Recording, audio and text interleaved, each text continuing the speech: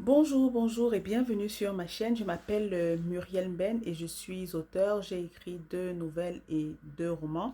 Et je suis également l'instigatrice de 2 jeux de société.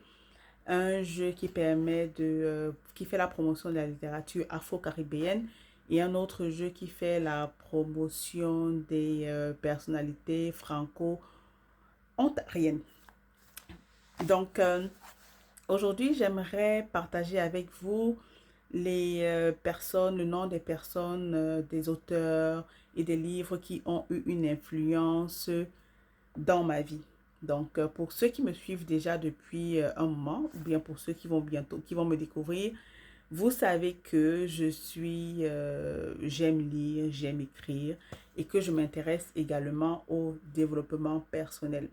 Donc, pour moi, la question du développement personnel a commencé il y a très longtemps. J'ai rencontré cette théorie-là il y a très longtemps et c'est quelque chose qui me guide beaucoup dans ma vie de tous les jours. Et maintenant que je suis un parent, je pense que c'est très important pour tout parent, pour toute personne en fait qui aimerait garder les pieds sur terre. Avoir une passion, c'est incontournable en fait, parce que sinon j'ai l'impression on serait comme un bateau qui naviguerait sur l'eau sans destination précise. Donc, comme je l'ai dit, euh, et aussi j'aime à penser que c'est important. Donc, à partir du moment où on a une passion, que ce soit quelque chose qu'on fait pour gagner de sa vie ou bien qu'on fait juste à titre personnel, il peut y arriver qu'on ait des personnes qui nous influencent. Et il y a un proverbe qui dit, dis-moi avec qui tu marches et je dirais qui tu es. Donc, qui vous influence dans votre vie de tous les jours. Donc, avoir une passion, c'est aussi très important. Et j'en ai été d'autant plus persuadée parce que l'année dernière, comment dire, j'ai pris un temps off de manière involontaire et cela m'a beaucoup influencé, a eu un gros impact sur mon mental et sur la manière dont je naviguais dans ma vie. Je me suis rendu compte que non, en 2024, je ne peux pas continuer comme ça. Il est important que j'ai d'autres activités en dehors de la vie de famille et en dehors de mon travail. Et dernièrement, je regardais une vidéo de Super Nanny. Vous savez, Super Nanny, c'est cette dame-là qui va dans les familles qui ont du mal à gérer leurs enfants en bas âge. Et donc, la mère de famille la mère de la famille dans laquelle elle était, en fait, était débordée par par sa responsabilité de maman. Et à un moment, on la voit qui s'assoit et qui prend sa guitare et elle se met à jouer. Et elle se met à jouer pendant que son enfant, en fait, est dans la chambre. Et Super Nanny lui dit, mais qu'est-ce que vous faites? Elle lui dit, en fait, j'ai besoin d'avoir ce temps pour moi. Jouer de la guitare, ça me fait du bien, ça me permet de me sentir bien. Donc pour moi, écrire, ça me fait du bien, ça me permet de m'évader, ça me permet aussi de m'affirmer, de parler de de sujets qui m'intéressent. Et voilà. Donc, il y a quelques années, quand j'étais étudiante, je venais de finir mes études secondaires, j'entrais à peine à l'université. Et j'ai découvert un auteur, Paolo Coelho, et j'ai lu la plupart de ses livres.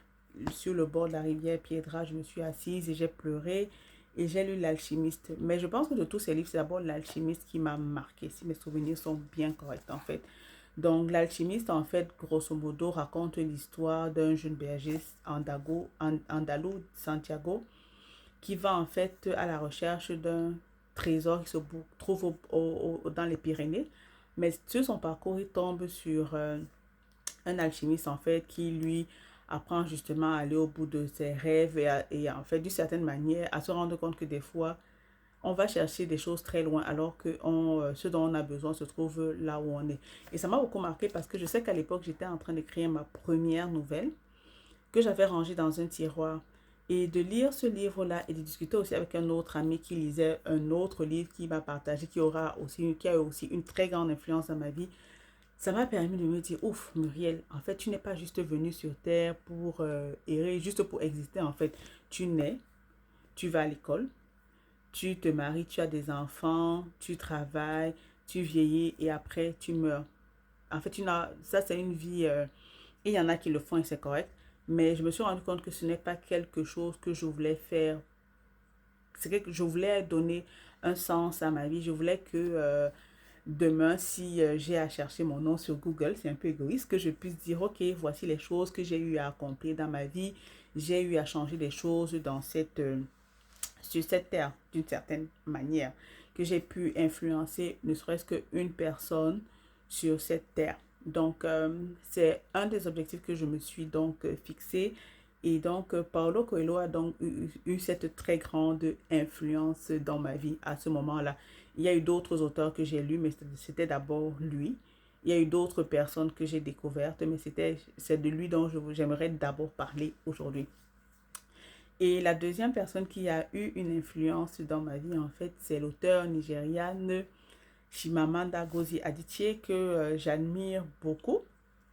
D'abord, je l'ai découverte, je crois par hasard. Je crois qu'à l'époque, je faisais des recherches sur YouTube et tout. Et puis, je suis tombée sur son discours, sur son TED Talk. euh, The Danger of a Single Story, le danger de l'histoire unique en fait, qui est un discours qu'elle a prononcé en 2009. Et ce discours, en fait, revient sur le danger de l'histoire unique qui concerne une personne, un événement, un conflit. Juste le fait de raconter juste une version d'une histoire est un danger. Ça fait en sorte qu'il y ait une seule représentation, une seule vision d'une personne, alors que on peut avoir plusieurs facettes, un événement peut avoir plusieurs facettes. Et à ce titre-là, justement, on critique d'une certaine manière aussi le fait que dans les médias, on a une certaine représentation négative de l'Afrique.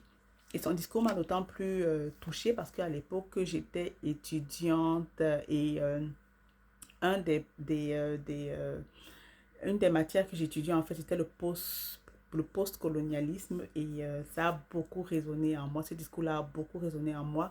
Et étant donné que je vivais aussi dans un pays européen, dans lequel j'étais aussi, je voyais la discrimination dont les personnes à minorité visible, dont les Noirs faisaient preuve.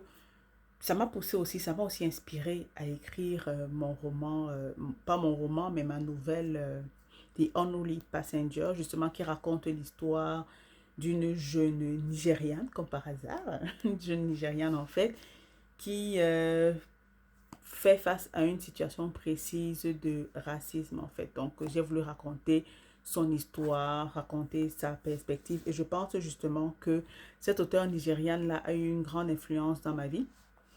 Et d'autant plus qu'à l'époque aussi, elle avait aussi écrit le roman Americana, Americana qui a fait un gros boom aux États-Unis et dans le monde entier.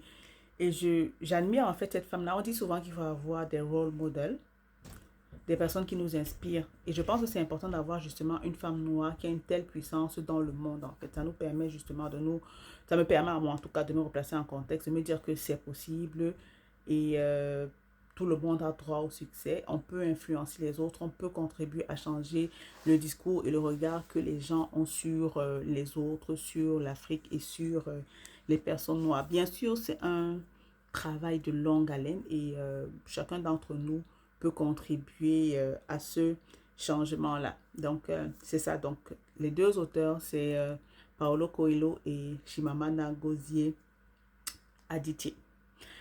Et donc, c'est donc sur ce que j'aimerais d'abord m'arrêter sur ces deux auteurs-là. Donc, toi, en tant que parent, qu'est-ce qui t'inspire? Qui est-ce qui t'inspire? Qu'est-ce qui t'inspire? Quelles sont les astuces que tu appliques pour garder les pieds sur terre, pour ne pas virer folle ou fou en fait. Donc, n'hésite pas à les partager en commentaire et on se dit à bientôt dans une nouvelle vidéo. Ciao!